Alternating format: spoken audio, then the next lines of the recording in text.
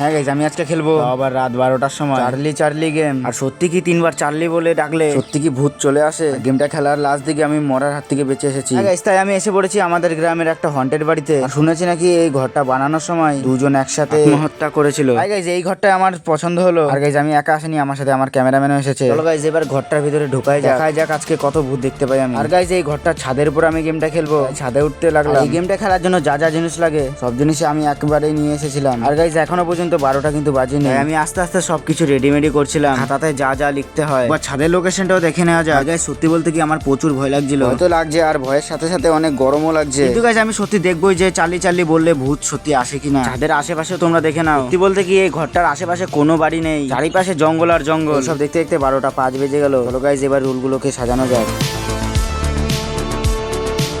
Guys, সেই মুহূর্তটা এসে বললো গাইজ, এবার আমি 3বার চার্লি বলবো, আর দেখবো যে সত্যি কি আমাকে ভূত দেখা দেবে। গাইজ, আমি 3বার চার্লি বলার কিছুক্ষণ পরেরটা তো তোমরা নিজেই দেখে নাও। গাইজ, আর আমি জীবনে এরকম ভিডিও বানাবো না, পুরো মরার হাত থেকে বেঁচে এসেছি। তোমরা এরকম চ্যালেঞ্জিং ভিডিও দেখার জন্য চ্যানেলটাকে সাবস্ক্রাইব এন্ড ফলো করে রাখো।